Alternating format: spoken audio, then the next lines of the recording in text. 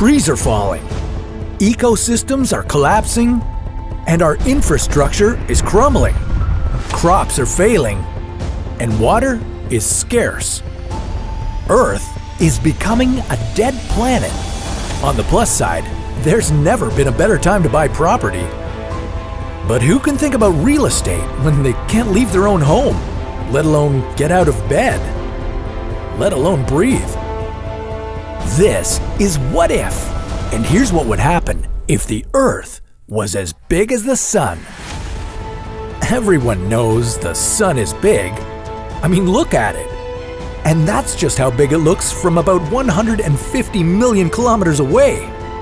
Just imagine what it would look like if you were standing next to it. Never mind. The Sun accounts for 98% of the mass of our entire solar system. And compared to the densest planet, which is our very own planet Earth, the Sun is more than 1,000,000 times more massive. In fact, it would take roughly 1,300,000 planet Earths to fill the entire Sun. But what if it only took one? Earth would be a very different place if it were the same size as the Sun. Just imagine our whole planet's topography being stretched out. Continents would expand, providing much-needed relief in places where overpopulation inhibits the quality of life.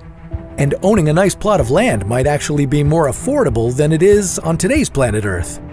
But now we'd also have to consider that every body of water on our planet would have more area to cover. This means that lakes, rivers, and even the oceans would be shallower, making them more susceptible to evaporation and potentially drying out. Marine life would undoubtedly suffer since shallower water would gain more heat from the sun, jeopardizing sea creatures that need colder water to survive.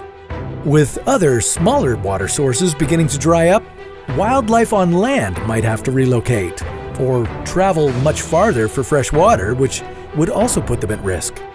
Us humans would be in an equally precarious position. Not only would we probably start fighting over the limited fresh water that's available, our food crop yields would also start shrinking. Food crops need a certain amount of soil to grow in and to absorb the nutrients they need. If our world was as big as the sun, then, like the water, our soil would have to be spread out to cover a much larger space. Less soil would mean less food, while the demand for food would stay the same. There's also another issue that we haven't considered, which, when we factor it in, makes life on Earth pretty much impossible. Earth being the same size as the Sun is hard enough to imagine, but when you consider a Sun-sized Earth having the same mass as the Sun, it doesn't only jeopardize our survival, it disrupts our entire solar system. Think about it. With the Earth as big as the Sun, you'd pretty much lose the Moon either way. But if a planet has more mass, it will also have a stronger gravitational pull.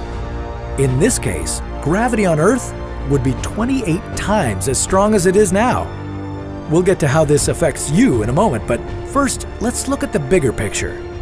The reason why our solar system moves the way it does now is because the Sun's mass is so great. Its gravitational pull forces other planets into its orbit. The Sun currently has 98% of the mass in our entire solar system, but now the Sun and the Earth would each have 49% of the mass in our solar system. Would this result in some sort of binary system in which the Sun and the Earth orbited each other? How would this new rivalry affect the orbits of the other planets in our solar system? And would a significantly higher gravitational pull mean that Earth would get hit by a lot more asteroids? Well, there'd be a lot more to worry about than just asteroids. Our satellites would also probably crash down to Earth, while buildings and bridges would crumble and collapse under the increased gravitational pressure. Only thick trees that were low to the ground would remain standing, but it's unlikely that much else could shoulder the added weight. You would be significantly heavier, and you probably wouldn't be able to walk anywhere. Think about it. If you weigh 50 kilograms on Earth right now, it would feel like you weighed 1,400 kilograms on a sun-sized Earth. The cruel twist is that as gravity increases, time would slow down. So you might be able to live longer, but it would probably be a long life spent lying in bed with aches and pains. Luckily, we can wake up from this nightmare because the Earth will never be as big as the Sun. In fact, our planet is actually getting smaller. Our atmosphere leaks, and so we end up losing several hundred tons of mass to space every day. So take a nice deep breath and be glad it's that easy. It's not always a good idea to mess with proportions, and bigger definitely doesn't always mean better. But ever feel like the Earth is just too small? Well, let's make it bigger. Much, much bigger. Welcome to a new Earth that is just as big as Jupiter. In what ways would Earth change?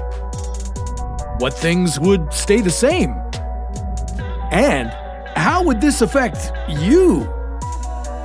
This is What If, and here's what would happen if Earth were the size of Jupiter.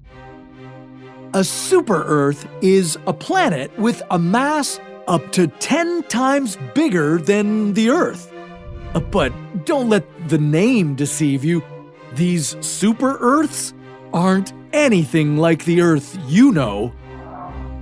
These planets could be rocky or covered entirely in ice. They could even be gaseous like Neptune. But if you want to make the Earth as big as Jupiter, get ready to make a super, super, super Earth. While Earth, as it exists now, is much smaller than Jupiter, it is a pretty dense rock compared to the gas giant. Our new planet would be massive, about 1,300 times bigger than Earth today. And that's not the only thing that would be different. Jupiter has a radius about 11 times that of Earth. Get used to a little more gravity when you walk around. Yeah, 11 times more. So, if Earth was this huge, how soon would the gravity completely crush your body? This change in size would have enormous implications for you and all other life on Earth. The first thing you'd notice with 11 times the surface gravity is that you would weigh more. And there's not much a diet plan could do to change that. You'd be 11 times heavier than you are now. So, if you currently weigh 70 kilograms, well, get ready to start lugging a hefty 770 kilograms around. Would you even be strong enough to carry your own weight? Well, you'd be heavier than the world deadlifting record of 501 kilograms held by Game of Thrones star Hafthor Bjornsson. So, yeah, good luck. But if you were a couch potato, this could be good news. Getting up from the couch wouldn't be an option. You wouldn't have the muscle strength. Even breathing would be a near impossible task. Scientists have concluded that the maximum gravitational field that humans could adapt to is about 5 times the gravity of Earth. Well, now double that, and that would be your new normal. And you wouldn't be the only one feeling heavier. All that gravity would result in increased atmospheric pressure. Yeah, you'd feel the air pressing down on you. This would have severe environmental impacts. Water molecules would need more energy to escape their liquid form. That means the boiling temperature of water would be much higher than 100 degrees. And the freezing point would now be way below 0 degrees. It would be harder for you to make ice. And even the large chunks of ice, like icebergs, could melt away. And there would be disruptions beyond life on the surface of Earth. Introducing a massive planet into the solar system would create some serious instabilities. Our moon would experience extreme changes in tidal forces. This gravity could be strong enough to pull the moon apart into teeny tiny pieces. The only remnant you'd have left would be a new ring of debris forming around Earth. The sun would still be 250 times more massive than our new Earth, so Earth wouldn't steal any planets away, but our super-Earth could have some effect on their orbit, just as Venus and Jupiter impact our orbit and climate today. The Earth would affect the orbits of other celestial bodies like asteroids. Our gravitational pull could be strong enough to eject these objects from the asteroid belt and set them on a collision path with you. And that would be bad news. Remember, you wouldn't be able to move a muscle to escape. So maybe it's better if Earth stays the same size as it is now. This is what you'd see from Earth if Kepler 22b replaced our moon. But this pretty view comes with immense flooding all over the planet. Yeah, having a potentially habitable planet in orbit around Earth would change things, and violently. But in this video, we're not just placing Kepler 22b in the sky. We're going to swap our moon for some of the most dangerous alien planets. We'll start easy with a potentially habitable exoplanet. And then we'll see what life on Earth would be like if a super hot planet larger than Jupiter was wreaking havoc in our orbit.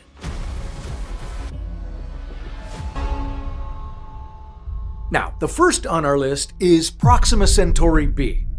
Don't worry, we're going to get to Kepler 22b soon. This planet is not just potentially habitable, it's the closest promising exoplanet to us, only 4.2 light years away. Well, 4.2 light years away is still far. To put it in perspective, Voyager 1 travels at an average speed of 17 kilometers per second. And at that speed, it would take Voyager 75,000 years to get to Proxima Centauri b. But it's a lot sooner than reaching Kepler 22b. That exoplanet is 635 light years away. Yeah, Voyager would arrive in about, 11 million years.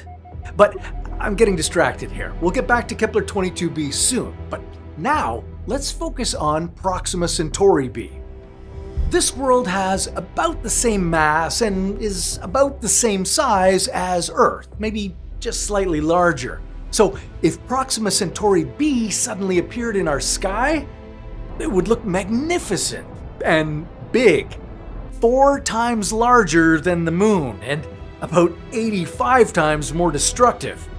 You see, Earth and the moon are in this perfect tidally locked system. The moon orbits Earth, causes tides, and reflects sunlight to light up our night sky. Proxima Centauri b wouldn't be tame like that. No, it's not some interstellar moon, it's an entire planet. And it's 85 times more massive than our moon. That means it wouldn't just orbit around Earth, it would tug at it with all its mass until Earth and Proxima Centauri b started to orbit each other, turning into a binary planet system. And that system would wobble around the sun.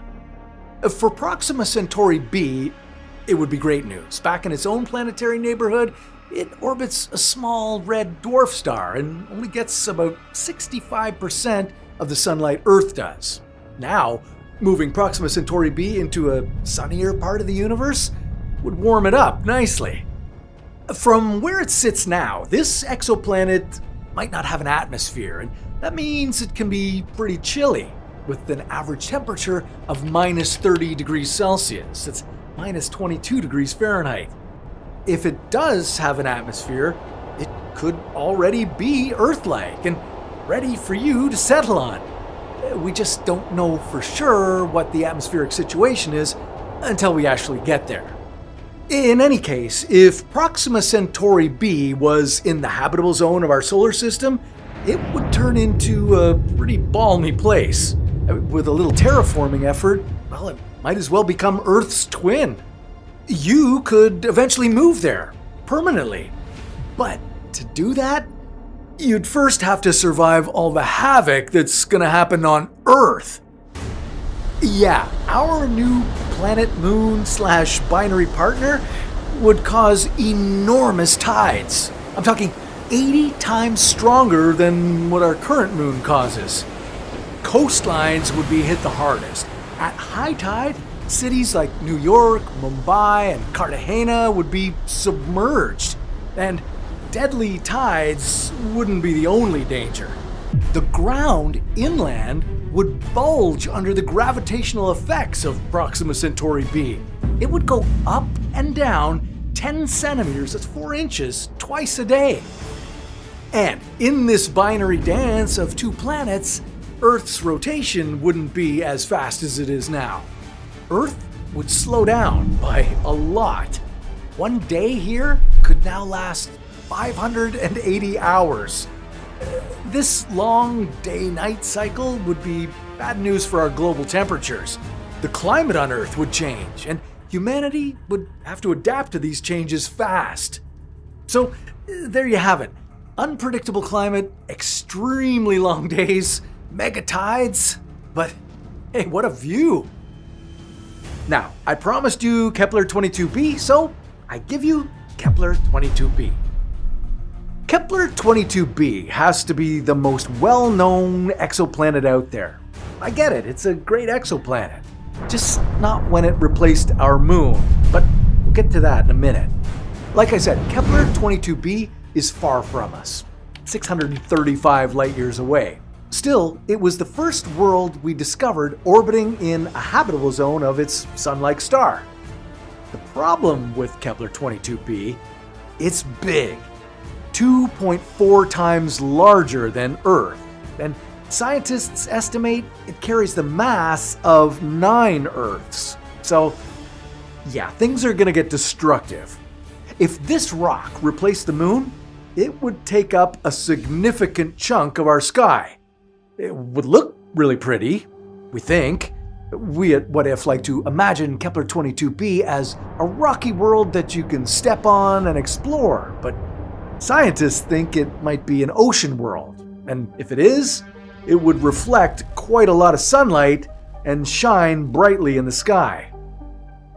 It's too bad you couldn't enjoy this view for very long, because soon you'll be battling the effects of our new moon planet. That's hundreds of times heavier than our regular moon. Similar to Proxima Centauri b, Kepler-22b would refuse to be just the moon. It would force the Earth into a binary planet system where both planets would orbit each other. But that's not the problem. The problem is the tides. The massive, gigantic, higher than anything you've ever seen tides. Picture tides from Proxima Centauri b and multiply them by a lot. Add a sprinkle of Earth-shattering earthquakes and volcanoes, and you get the picture. Earth is doomed. It's time to move to Kepler-22b. It's so close. But don't rush into landing there. Kepler-22b might be promising, but we don't know for sure. Astronomers noticed that back in its regular orbit, Kepler-22b has a strongly inclined and elliptical orbit as it moves around its star. Sometimes getting closer, sometimes further from it. It's got wild temperature variations and an unstable climate. And Kepler-22b doesn't have its own moon to stabilize its climate, so moving to our solar system, right in the habitable zone, could be the best thing to ever happen to Kepler-22b. But it would take time for the planet to adjust to a proper orbit, the right amount of sunlight, and maybe even get some climate stability from the gravitational effects of Earth. Only you wouldn't have the time, because if never-ending natural disasters didn't wipe humanity out, the massive planetary collision would. As the two planets danced in the binary system, they could become unstable. The tidal effects of both worlds could draw Earth and Kepler-22b on an extreme collision course. Now, Earth has had smaller planets like Theia smash into us in the past, but Kepler-22b is huge. Kepler-22b would grow bigger and bigger in the sky until eventually the worlds would collide, and Earth would not survive this binary dance. Okay, that was bad. Now, let's try replacing our moon with a hellball of a planet, 55 Cancri E. Okay, I'm not just saying hell to be dramatic. 55 Cancri E is terrifying. Back in its own star system, this exoplanet orbits way too close to its star, 55 Cancri A, and it orbits fast. 1 year here lasts only 18 Earth hours. Now, because it's so close to the star, on Cancri, the floor is lava. Yeah, everywhere. The scientists think the temperature on this hellish rock can reach 2,700 degrees Celsius. That's almost 5,000 degrees Fahrenheit. Now that's hot.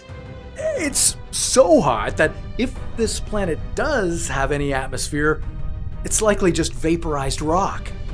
Having a hot mess of a planet replace our moon isn't something you'd ever want to see. But here you go.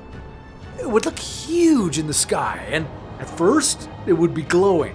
55 Cancri E is about double the size of Earth, but it has 8 times Earth's mass, so this rock is dense. The really cool thing about it is that its interior might be diamonds. Bad news is you're never getting off Earth to travel to 55 Cancri E to mine all those diamonds, and you likely wouldn't care about diamonds at that point because having this big blazing rock in our orbit would make your life pretty difficult.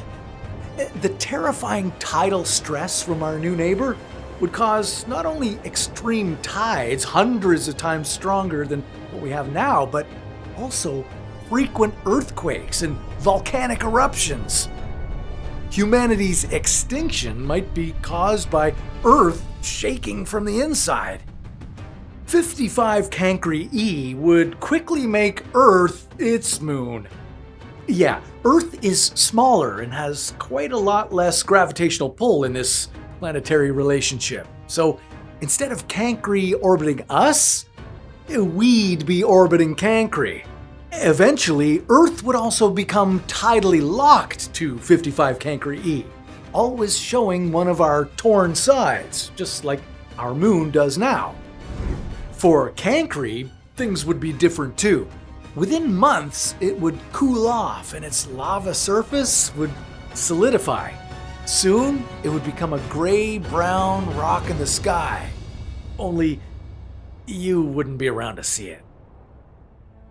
Unlike Proxima Centauri b, 55 Cancri E would have zero chance of becoming habitable, even in the habitable zone of our sun. But things can get a lot worse than Cancri. Cue WASP 12b. This planet looks funny, like an egg. A hot, scorching, gigantic space egg. WASP 12b isn't just any planet. It's a hot, Jupiter-like gas giant, which means two things. One, you can't land there because this massive gas ball doesn't have a surface. And two, you don't want to land there because it's scorching hot. This exoplanet is one of the most extreme worlds we've ever found. It's seething at 2,300 degrees Celsius. That's 4,100 degrees Fahrenheit.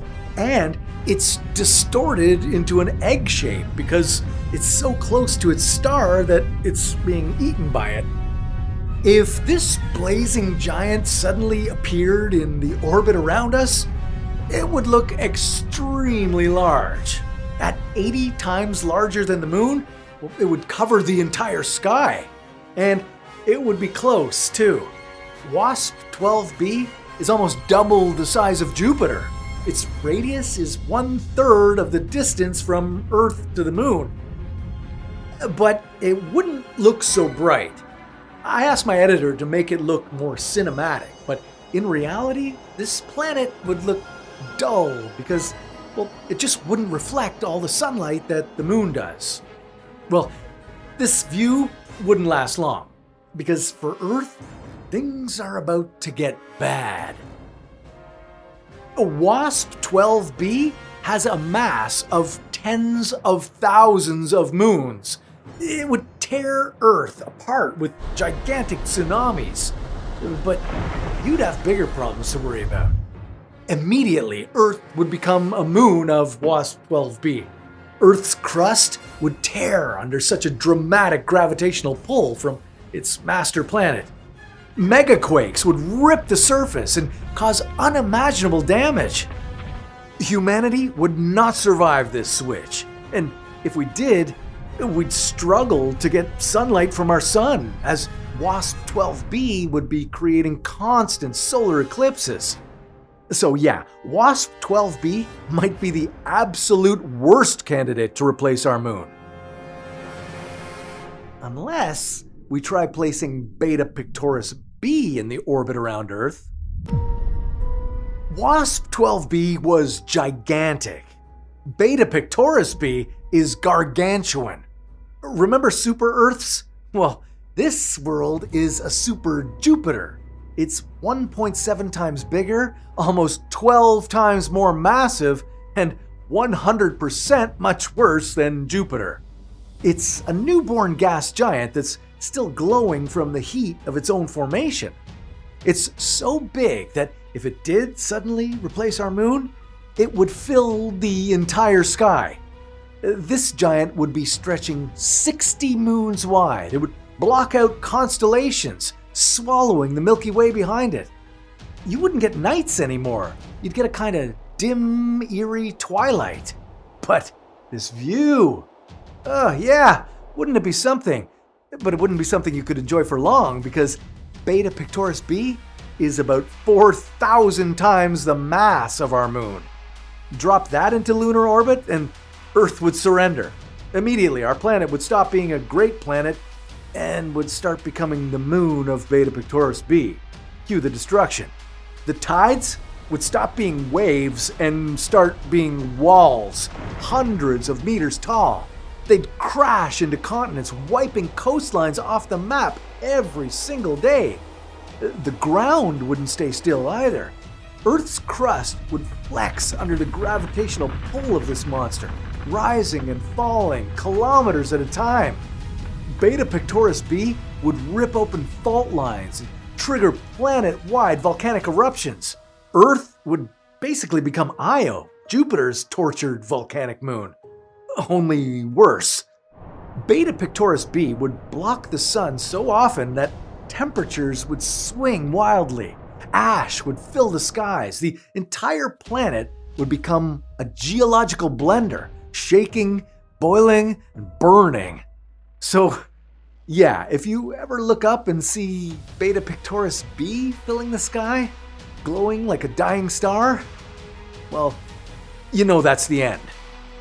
Now, that is the absolute worst of the worst, and it wouldn't even be great for Beta Pictoris b. Back in its system, Beta Pictoris b orbits far from its young star. Here, at Earth's distance from the sun, it would suddenly get blasted with way more sunlight than it's ever seen. Its atmosphere would heat up, and violently. Storms the size of Earth would rupture through its cloud tops. Yeah, being this close to the sun isn't stable for a giant like Beta Pictoris b. Our star's gravity would start pulling on its outer atmosphere, not enough to strip the entire planet, but enough to shear off the top layers of gas. Eventually, Beta Pictoris b might even start migrating toward the sun. The gravitational war between the Earth, Sun, and this monstrosity of a planet would destabilize everything. Beta Pictoris b could tag in Mercury and Venus on its way to the Sun. These rocks would join Earth in the club of Beta Pictoris b's moons. Things would be bad for everything inside this new solar system. Can we bring back Kepler 22b instead? Oh, it's too late? Okay. Catastrophic planet-wide tides flood cities. Pitch black nights. An ice age more powerful than Earth has ever seen. And tungsten-shaded evening skies. This is what would happen if we swapped our moon with other moons in the solar system.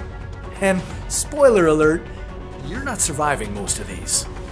Let's start this epic show with the truly titanic moon, Titan.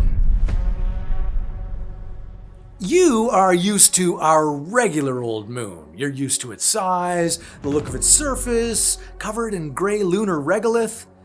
What you're not used to seeing is this up in the sky. Yeah, that's Titan. This moon of Saturn is a behemoth. It's the second largest moon in the entire solar system. It's even bigger than the smallest planet, Mercury. Unlike Mercury, it's icy cold.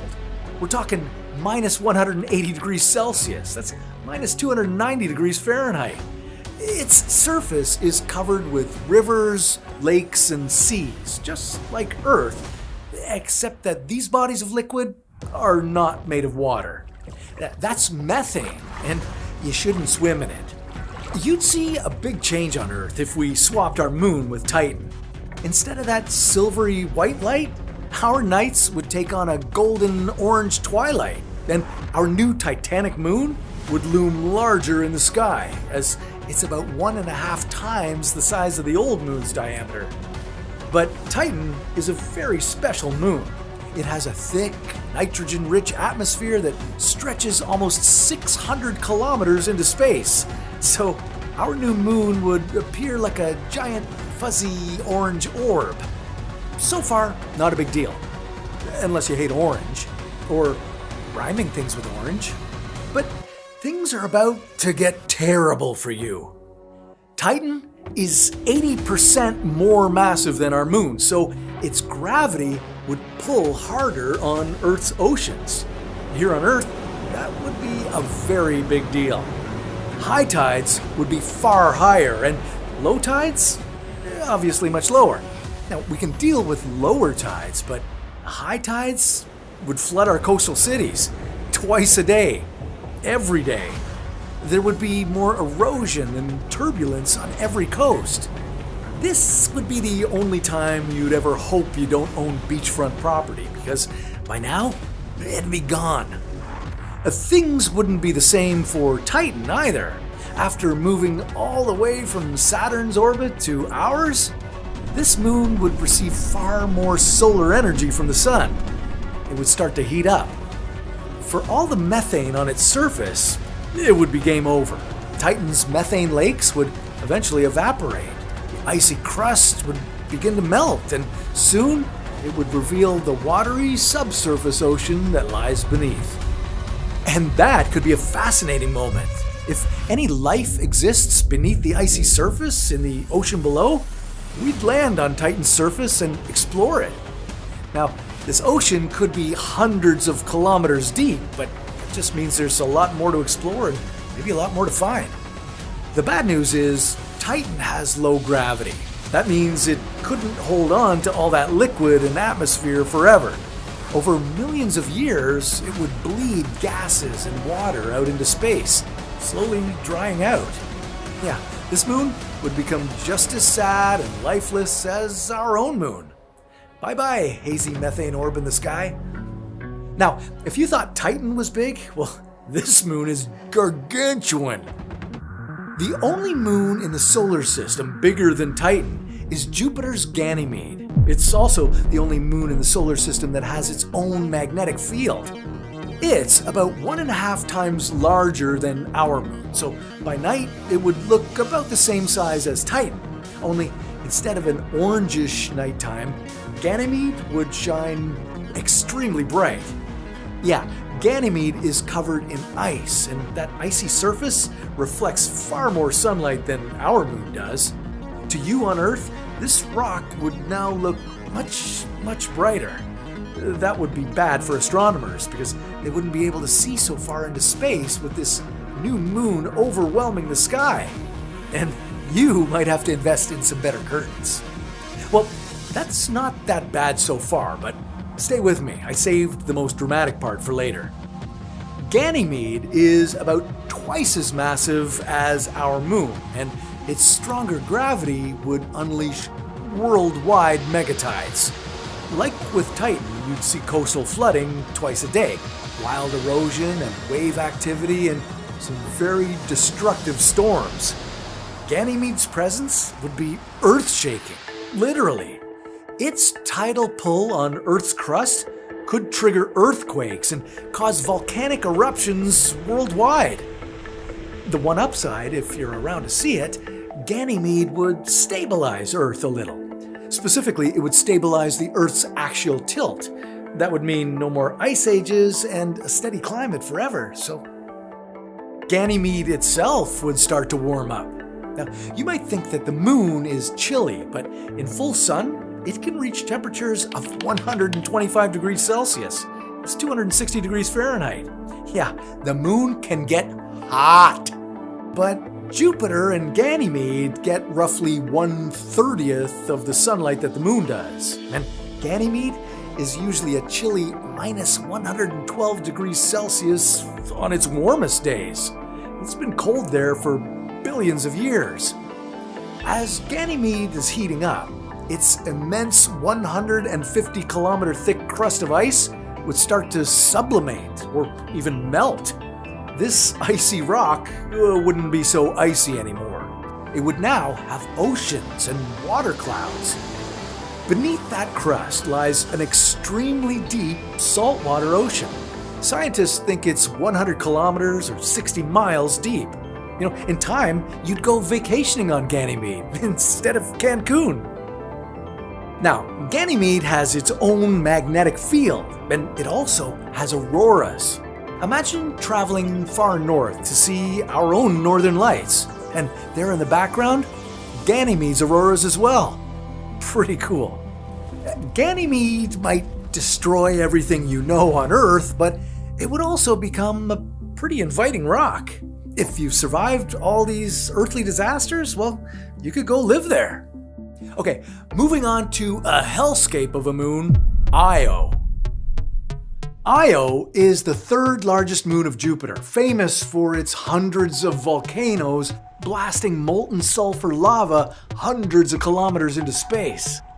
Io is the most volcanically active body in the solar system because it's subjected to a phenomenal gravitational push and pull between Jupiter and its hefty moons, Europa and Ganymede.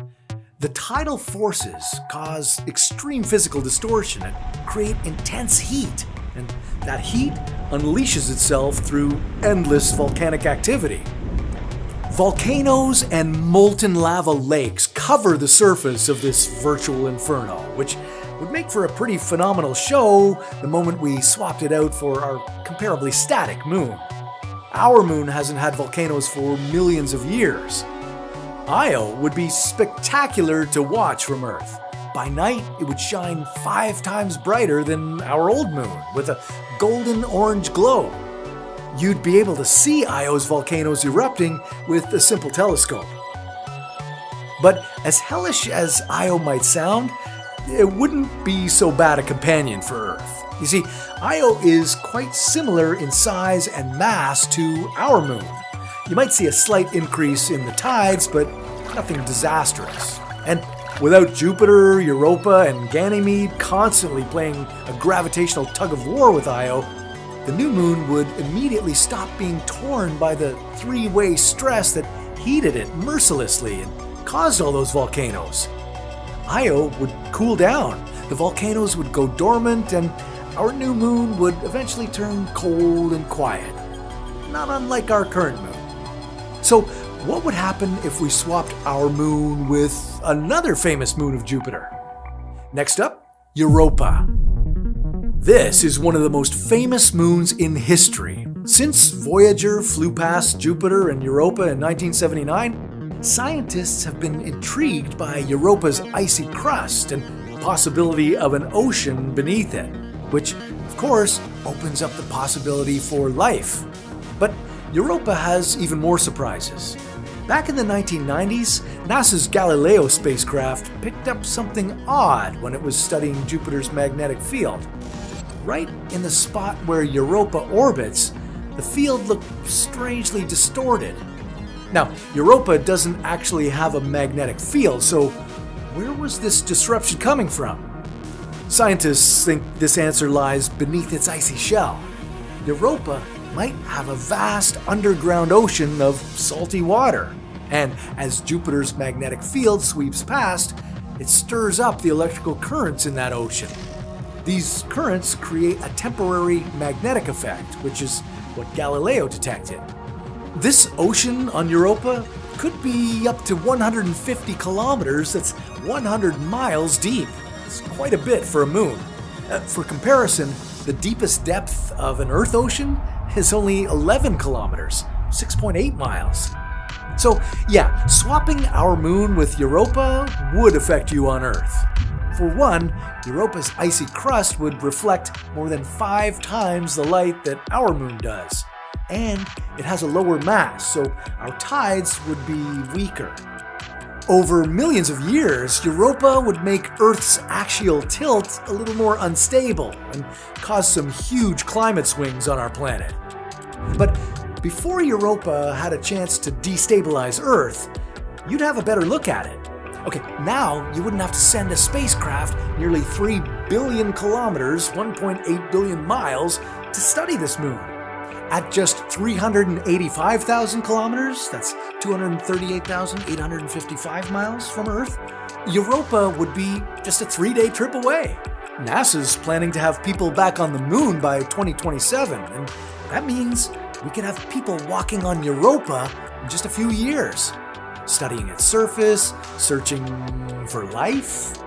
Now that is cool.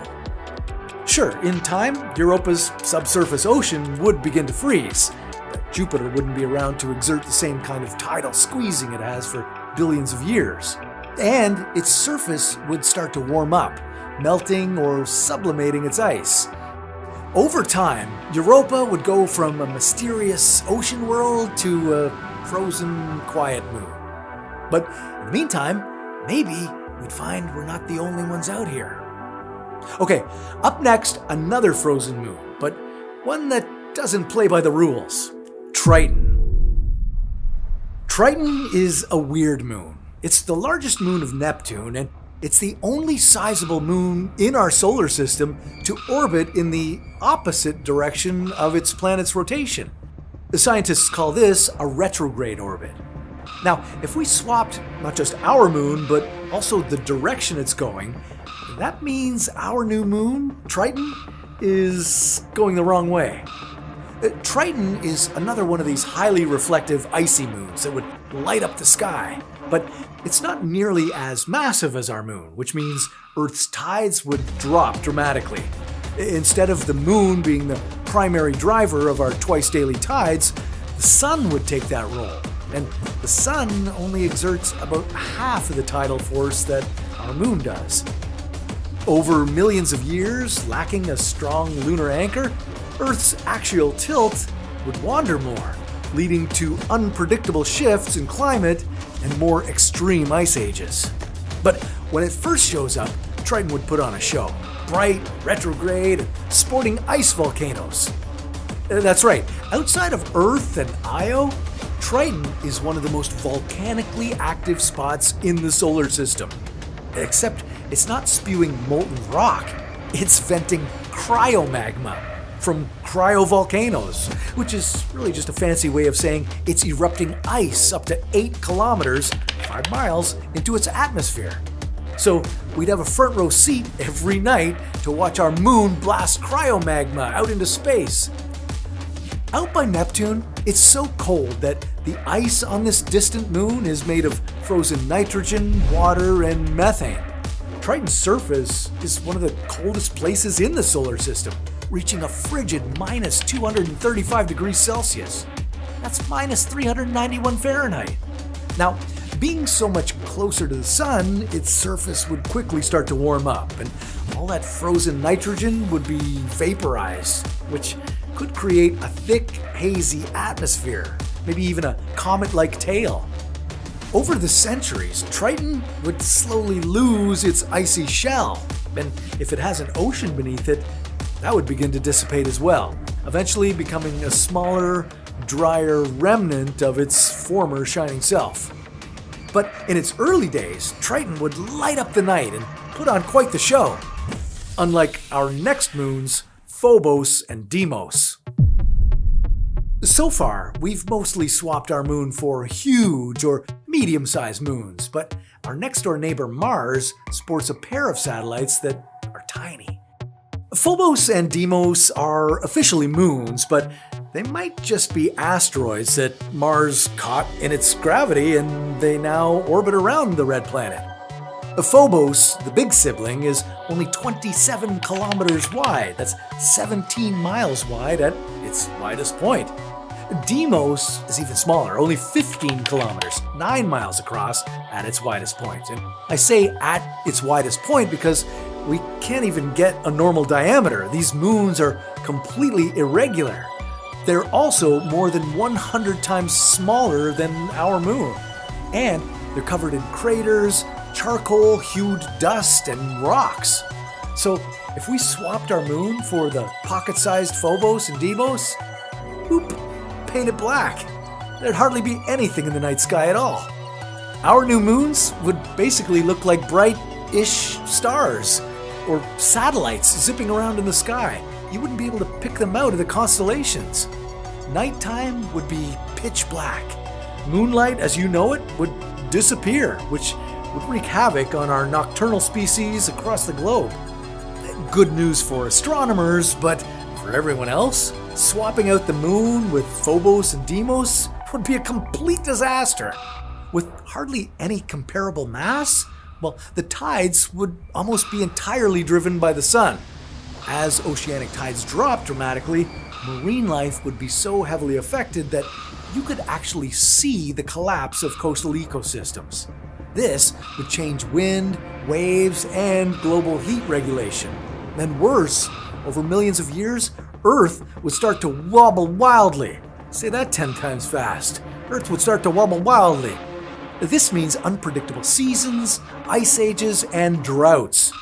Imagine the North Pole winding up at the equator for 50,000 years. Even more, and this one is wild, it could lead to the end of life on Earth as we know it, or at least an extinction level event. Phobos is slowly falling into Mars. It gets about 2 meters closer to Mars every century. That's 6 feet closer. In about 50 million years, it's either going to break up and shatter into a very small version of Saturn-like rings around the red planet, or it's going to crash directly into it. So if Phobos is our new moon, well, you'd be looking at a 27-kilometer wide moon asteroid plowing into us in slow motion. That could be twice as big as the asteroid that wiped out the dinosaurs. So, yeah, extinction. Gotta say, I prefer our current moon to these guys. Okay, next up, the final moon of this swapping list, Enceladus. Enceladus is a frozen ice ball spinning around the far rings of Saturn. But it's got something cooking under the hood. It's not just riding along on the rings, it's actively contributing to the creation of Saturn's outer E-ring. Yeah, Enceladus is spraying icy water particles and gas into space. What does that mean for you once we swap our moon for Saturn's? Well, Enceladus is covered in fresh ice particles and snow, making it the whitest, most reflective surface in the solar system. So even though it's relatively small compared to our moon, it's still going to shine brilliantly. Nights would be dimmer, but nowhere near as dark as with the miniature moons of Mars. The problem with Enceladus, like any smaller moon we tag in, is that its mass is too small to create the same tidal forces that we're used to on Earth. You got it. So losing our moon and replacing it with Enceladus would essentially recreate the Phobos and Deimos disaster. Cue dramatic drops in oceanic tides, coastal catastrophes, and wild climate uncertainty. And eventually, unstable planet tilting. But at least you'd still be able to see at night. Though it wouldn't take long before all that ice started to sublimate and maybe melt. Enceladus's ice shell isn't nearly as thick as some of the bigger moons like Europa, so soon you could see oceans of water on our new moon. Hey, if it means we get another shot to see if life exists anywhere else in the solar system, I'm in. That's pretty cool.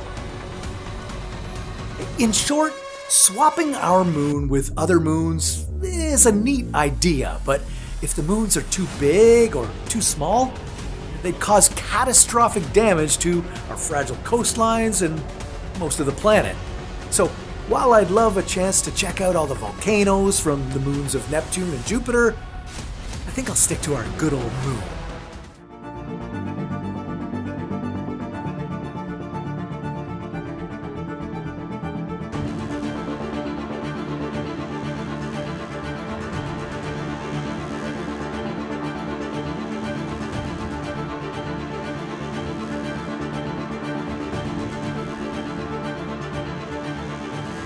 Did you know that the largest planet in the solar system can fit 1,321 Earths inside of it? Today we're going to run some planetary simulations to give you an idea of just how big some planets really are. It's going to be mind-blowing.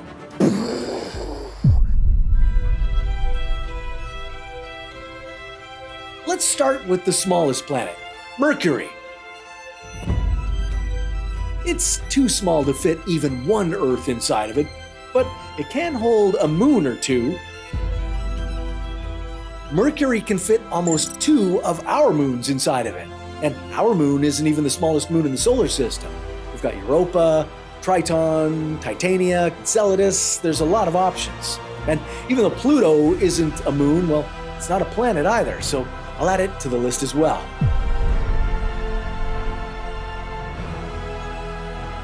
Mercury can fit almost 3 Europas, 5 Plutos, 29 Titanias. That's the moon of Uranus, if you were wondering.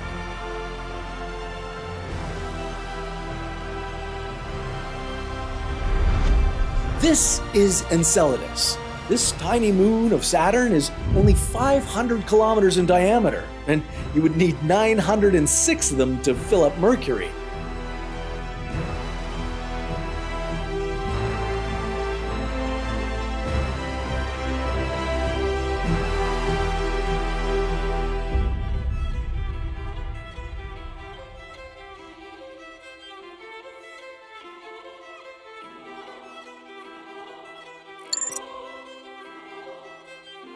But enough about Mercury. Let's move up to Mars.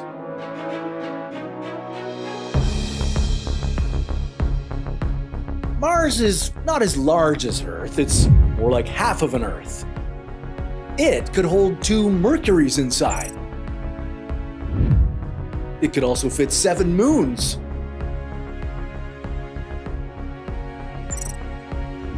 Or a whole lot of Plutos.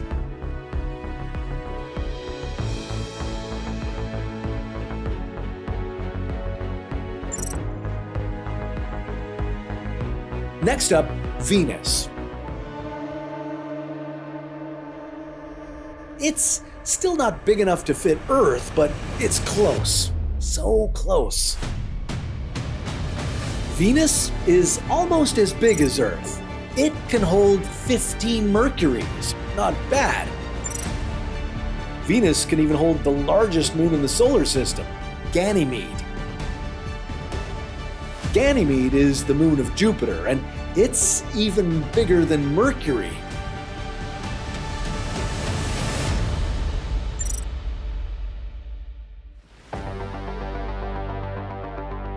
By the way, Earth itself can fit 49 moons inside of it.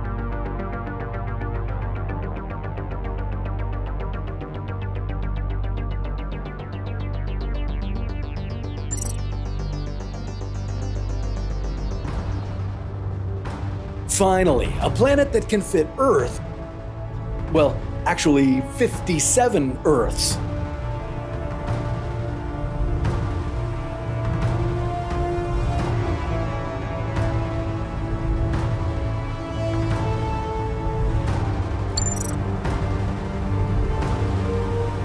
Neptune is the smallest ice giant on the block, but it's still huge. It could fit 67 Venuses.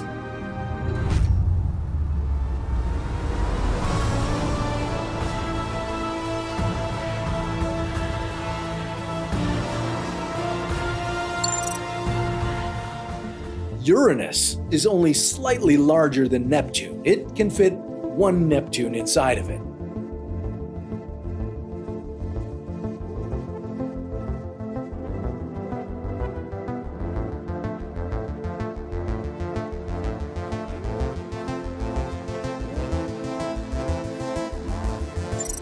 Uranus can hold 63 Earths and even more Venuses or almost 10,000 Plutos.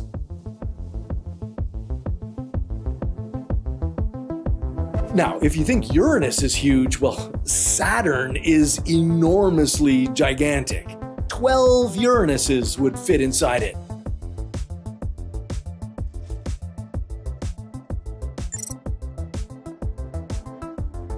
Slightly more Neptunes. As for Earth, well, you could cram 763 of us inside of Saturn.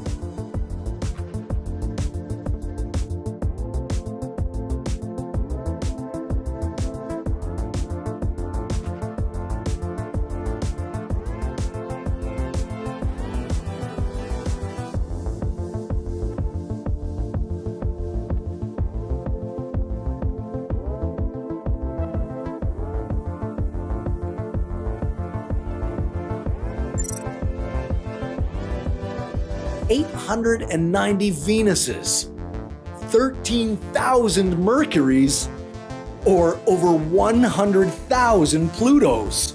Incredible! But wait till you see the largest, most gigantic planet in the solar system, Jupiter.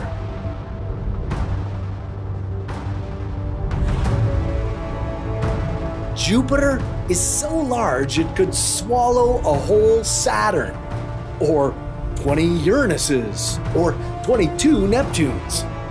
When it comes to the smaller rocky planets, those numbers go way up. Are you ready for it?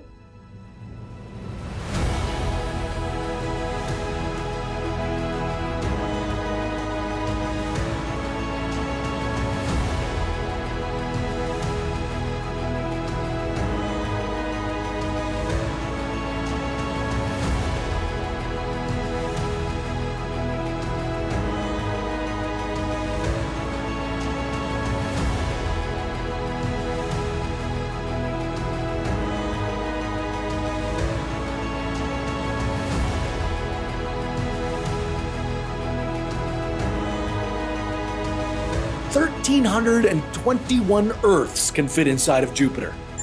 That's a lot of Earths. And even more Venuses. Many more Marses. Mercuries? You'd need over 20,000 of them. And as for wee Pluto, well, you could stuff 203,000 Plutos inside Jupiter. So, some planets are way too small to cram Earth inside of them, and some planets are so gigantic that you'd have to copy Earth 1,300 times to fill them up. Oh, and the Sun? Well, the Sun is the absolute king, the heavyweight champion of our planetary neighborhood. It's enormous. It can hold 988 Jupiters inside of it. And 1,305,693 Earths. Let that number sink in for a minute. Okay, that's long enough. This is our Sun, our solar system, all the way out to the orbit of Neptune, the most distant planet from the Sun. And here's the heliopause, which is the edge of the Sun's solar wind and the beginning of interstellar space. And this humongous thing, is the supermassive black hole known as Ton 618. It's about 40 billion times the mass of our sun.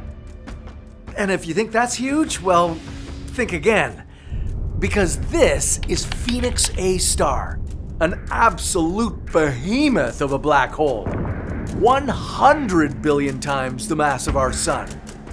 So, what would happen if these two collided? In this video, we're going to smash big things into each other.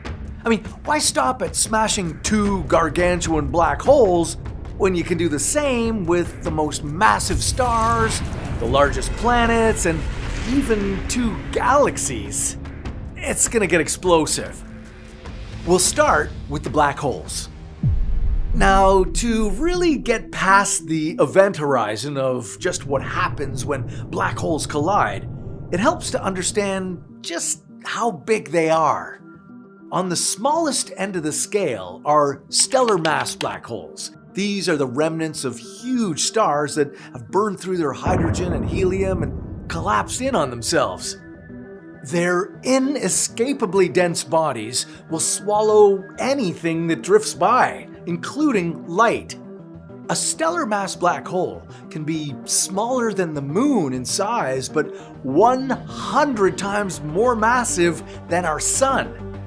Now, on the other side of this scale, supermassive black holes lurk at the center of most galaxies.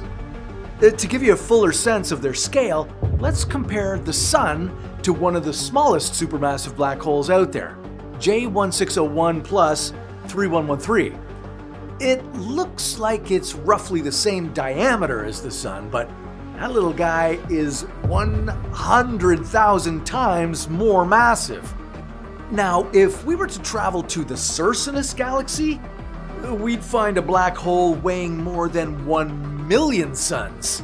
This one would barely be able to squeeze between the orbits of Venus and Earth.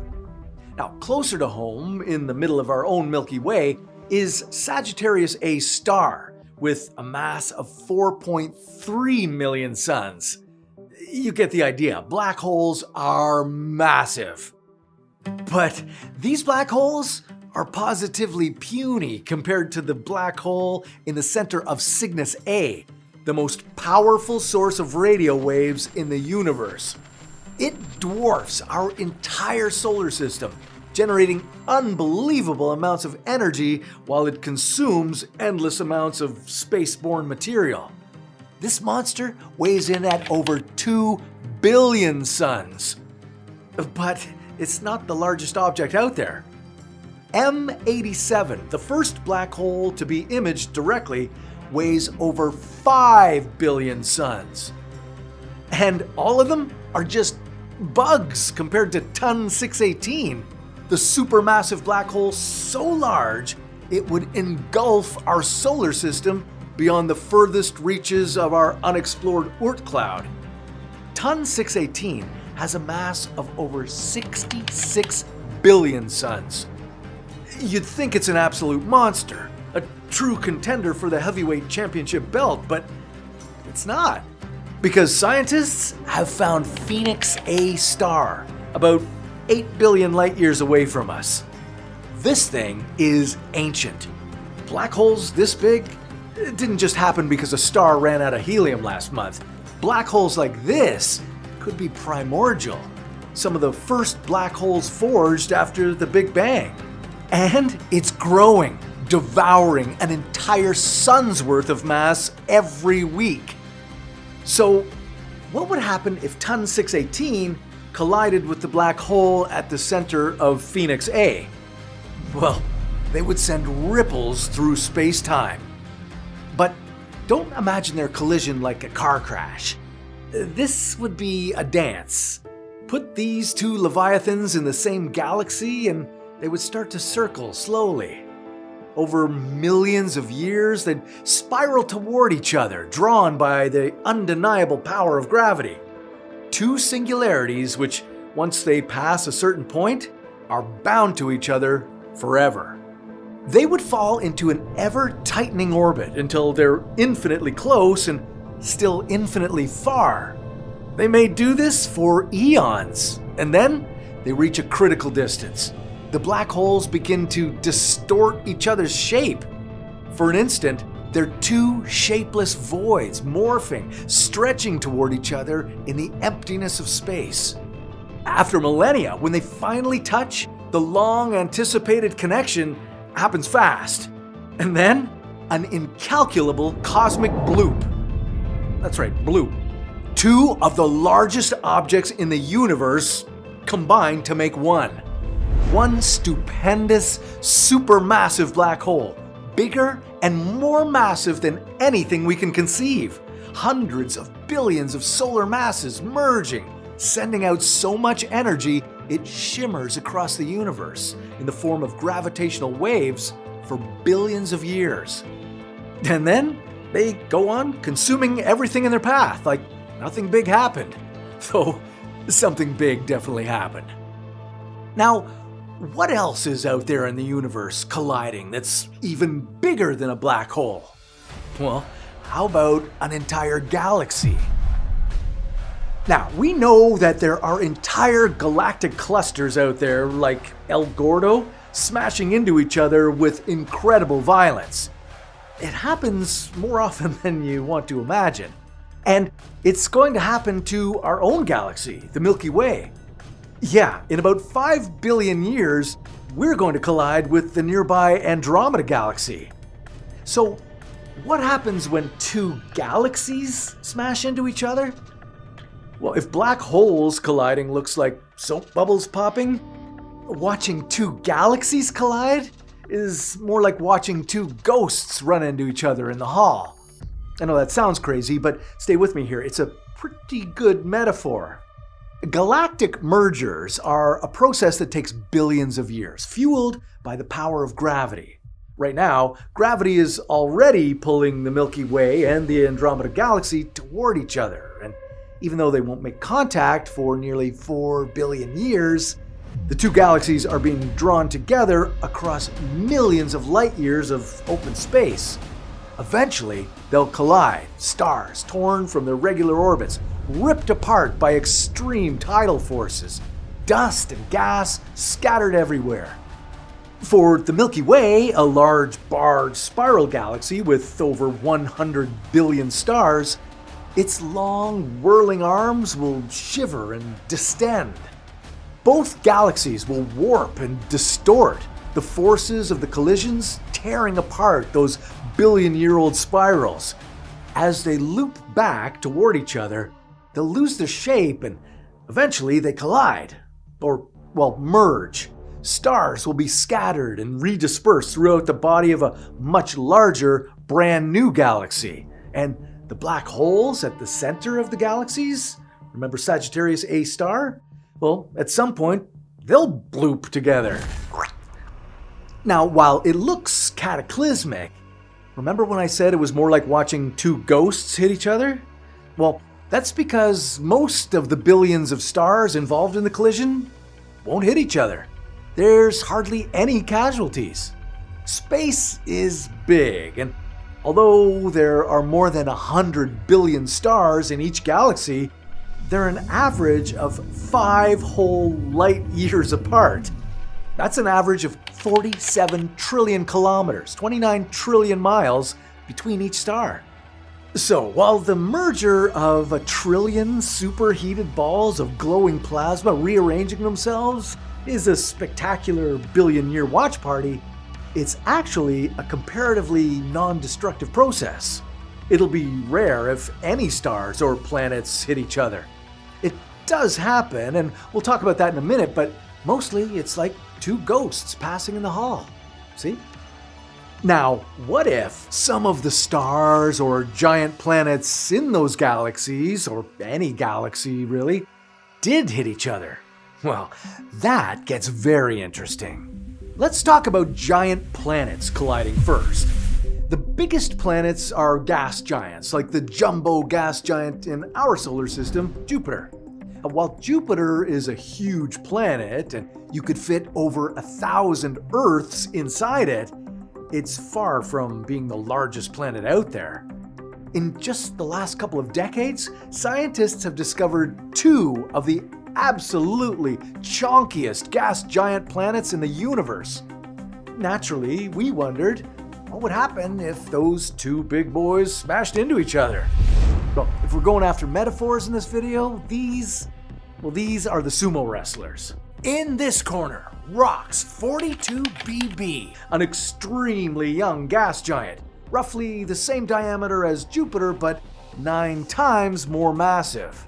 And on the other side of the ring, TOI 4603b, almost the same radius, but weighs in with a planetary mass of 12.89 Jupiters. That is a lot of Jupiters. This massive planet is almost massive enough to be a sort of star. So, what happens if they run into each other? Well, it starts out simple enough. These 2 titans crash into each other at typical solar system speeds. They're made of helium and hydrogen. They're gas giants. It's the biggest whoomph in history. Sure, all kinds of gas and liquid hydrogen blast into space, but in short, these 2 giant gas bags plow into each other and merge. And that's when something interesting happens. The 2 planets become one entity and tip the scales beyond what's actually a planet. They blast past the critical weight limit of 13 Jupiters and enter into new territory. They become a brown dwarf. Not quite a planet anymore, not quite a star. These tweens of the universe have masses between 13 and 80 times Jupiter's mass. Some call them failed stars because they don't have the necessary mass to ignite nuclear fusion with hydrogen, but they do have enough mass to ignite nuclear fusion with deuterium atoms.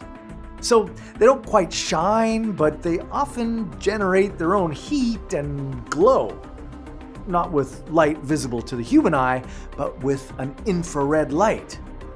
Now, it's possible that if these brown dwarfs draw in enough mass or bump into another planet or 2, they'll cross the 80 Jupiter masses line and eventually turn into stars. But in the moments after they collide, rocks and TOI become a brand spanking new brown dwarf. Now, speaking of stars, what would happen if 2 stars collided? I'm not just talking tiny stars that barely cross the threshold to stardom. How about A-level, Beyonce wattage megastars? Stars like BAT 99-98, a colossal star in the Tarantula Nebula with a mass over 200 times the mass of our sun and 5 million times brighter. This thing is hot, young, and pumping out the energy, burning through mass. It's bound to go supernova sooner or later. It's so big that if we replaced our sun with it, we basically all go blind immediately. The radiation and solar wind would strip all life off planet Earth, evaporate the oceans, and melt the Earth's crust before its gravity pulled us into a plunge orbit and swallowed our planet whole within a handful of days. It's huge! It's similar in stature to Eta Carina out in the Homunculus Nebula. Eta Carina is actually a binary star pair, but the big sibling is Eta Carina A, a luminous blue star. It's so big and burning so much energy that it's actually destroying the nebula around it. It's the only known star to produce an ultraviolet astrophysical laser. Yeah, a laser. So, what would happen if these 2 intensely energetic stars collided? Trust me, this is not a dance or ghosts in the hall or a cosmic bloop. This will get explosive. There are basically 2 things that can happen. Now, if the stars impact each other at a slow enough velocity, say one sidles up beside the other, well then they'll casually merge, creating a new, even brighter, more luminous star called a blue straggler, which offhand is a great name for a blues band. That one's free. If you start a nerdcore space blues band called the Blue Straggler, well, send in a copy of your album. We'll plug it on the channel. For real, we're understandably supportive of any band with a penchant for space themes. Really, hit us up. Now, out in the real universe, a blue straggler is an extremely bright blue star that stands apart from the rest of the stars in its neighboring star cluster. It acts young because it's chock full of fuel compared to the nearby older stars reaching the end of their lives, turning into red giants. So, if these two brontosaurus-sized stars bumbled into each other, they'd essentially turn into one larger, brighter, bluer star. But what happens if they don't just amble up on each other? What if BAT99-98 and Eta Carina, two of the biggest stars in the universe, wound up in a head-on, high-velocity Autobahn-style collision? Imagine Eta Carina A tearing through the Tarantula Nebula on a high-speed collision course. It closes on BAT99-98, gravity pulling them toward each other at incredible speeds. And when they finally collide, the collision causes a cataclysmic explosion so huge, so devastating, the impact completely obliterates both stars, destroying them entirely. The speed and power of the impact spraying star guts, or hydrogen as we call it, so far over interstellar space that it'll never be able to reform. Complete annihilation. No woomph, no bloop, just complete savage havoc that wipes both stars off the celestial map. Now, that's a collision. And speaking of interstellar space and collisions, ever heard of that interstellar object 3I Atlas? Well, it's in our neighborhood right now, so maybe you're wondering, what would happen if it collided with Earth? Well, that's a story for another What If.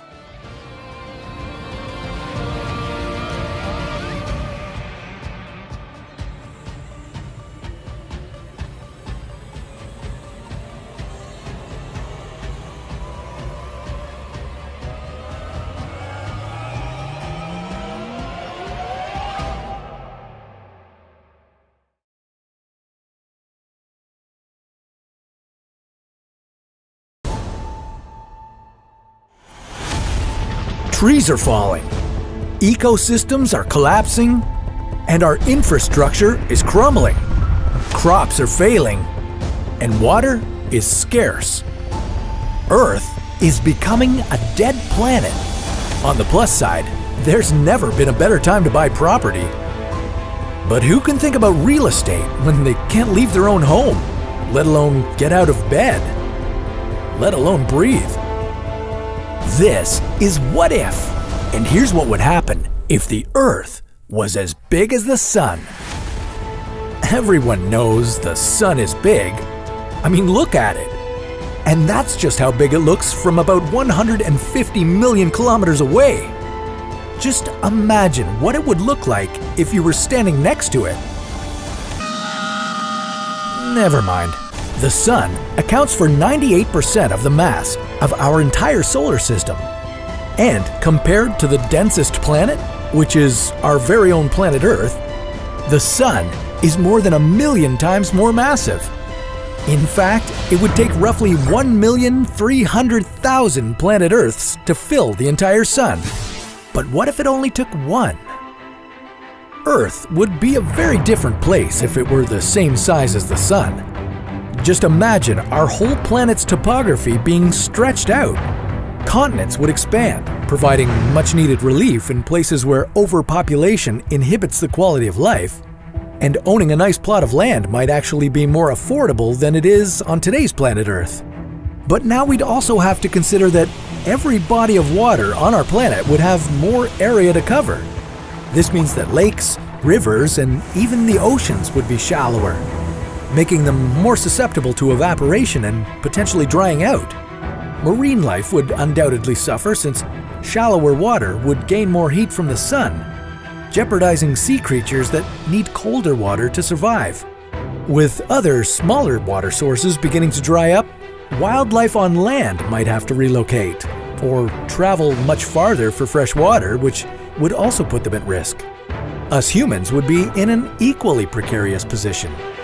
Not only would we probably start fighting over the limited fresh water that's available, our food crop yields would also start shrinking. Food crops need a certain amount of soil to grow in and to absorb the nutrients they need. If our world was as big as the sun, then, like the water, our soil would have to be spread out to cover a much larger space. Less soil would mean less food, while the demand for food would stay the same. There's also another issue that we haven't considered, which, when we factor it in, makes life on Earth pretty much impossible. Earth being the same size as the sun is hard enough to imagine, but when you consider a sun-sized Earth having the same mass as the sun, it doesn't only jeopardize our survival, it disrupts our entire solar system. Think about it. With the Earth as big as the sun, you'd pretty much lose the moon either way. But if a planet has more mass, it will also have a stronger gravitational pull. In this case, gravity on Earth would be 28 times as strong as it is now. We'll get to how this affects you in a moment, but first, let's look at the bigger picture. The reason why our solar system moves the way it does now is because the sun's mass is so great. Its gravitational pull forces other planets into its orbit. The sun currently has 98% of the mass in our entire solar system, but now the sun and the Earth would each have 49% of the mass in our solar system. Would this result in some sort of binary system in which the sun and the Earth orbited each other? How would this new rivalry affect the orbits of the other planets in our solar system? And would a significantly higher gravitational pull mean that Earth would get hit by a lot more asteroids? Well, there'd be a lot more to worry about than just asteroids. Our satellites would also probably crash down to Earth, while buildings and bridges would crumble and collapse under the increased gravitational pressure. Only thick trees that were low to the ground would remain standing, but it's unlikely that much else could shoulder the added weight. You would be significantly heavier, and you probably wouldn't be able to walk anywhere. Think about it. If you weigh 50 kilograms on Earth right now, it would feel like you weighed 1,400 kilograms on a sun-sized Earth. The cruel twist is that as gravity increases, time would slow down. So you might be able to live longer, but it would probably be a long life spent lying in bed with aches and pains. Luckily, we can wake up from this nightmare because the Earth will never be as big as the sun. In fact, our planet is actually getting smaller. Our atmosphere leaks, and so we end up losing several hundred tons of mass to space every day. So take a nice deep breath and be glad it's that easy. It's not always a good idea to mess with proportions, and bigger definitely doesn't always mean better. But ever feel like the Earth is just too small? Well, let's make it bigger. Much, much bigger. Welcome to a new Earth that is just as big as Jupiter. In what ways would Earth change? What things would stay the same? And how would this affect you?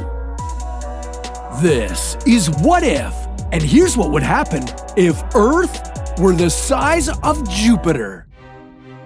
A super-Earth is a planet with a mass up to 10 times bigger than the Earth. But don't let the name deceive you. These super-Earths aren't anything like the Earth you know. These planets could be rocky or covered entirely in ice. They could even be gaseous like Neptune. But if you want to make the Earth as big as Jupiter, get ready to make a super, super, super Earth.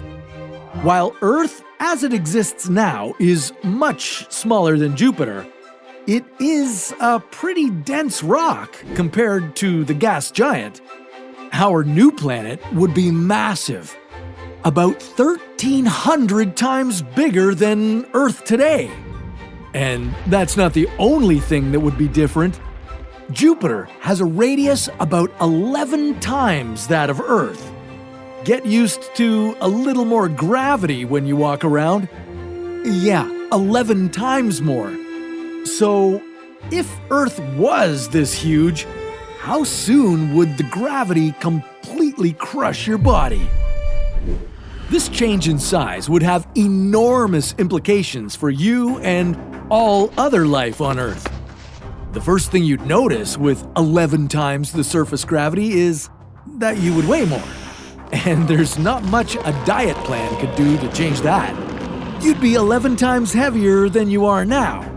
So, if you currently weigh 70 kilograms, well, get ready to start lugging a hefty 770 kilograms around. Would you even be strong enough to carry your own weight?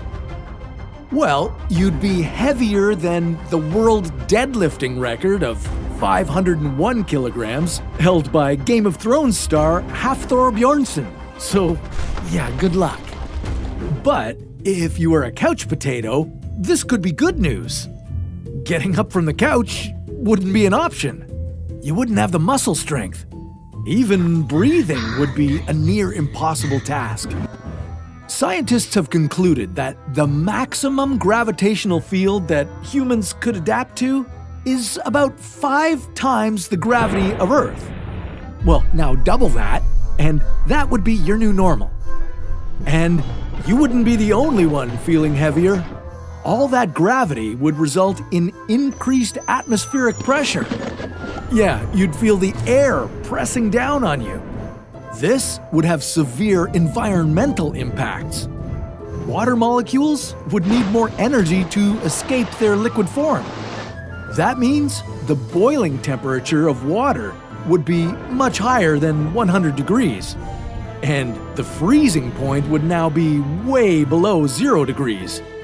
It would be harder for you to make ice. And even the large chunks of ice, like icebergs, could melt away. And there would be disruptions beyond life on the surface of Earth. Introducing a massive planet into the solar system would create some serious instabilities. Our moon would experience extreme changes in tidal forces. This gravity could be strong enough to pull the moon apart into teeny tiny pieces. The only remnant you'd have left would be a new ring of debris forming around Earth. The sun would still be 250 times more massive than our new Earth, so Earth wouldn't steal any planets away, but our super-Earth could have some effect on their orbit, just as Venus and Jupiter impact our orbit and climate today. The Earth would affect the orbits of other celestial bodies like asteroids. Our gravitational pull could be strong enough to eject these objects from the asteroid belt and set them on a collision path with you. And that would be bad news. Remember, you wouldn't be able to move a muscle to escape. So maybe it's better if Earth stays the same size as it is now. This is what you'd see from Earth if Kepler 22b replaced our moon. But this pretty view comes with immense flooding all over the planet. Yeah, having a potentially habitable planet in orbit around Earth would change things, and violently. But in this video, we're not just placing Kepler 22b in the sky. We're going to swap our moon for some of the most dangerous alien planets. We'll start easy with a potentially habitable exoplanet. And then we'll see what life on Earth would be like if a super hot planet larger than Jupiter was wreaking havoc in our orbit.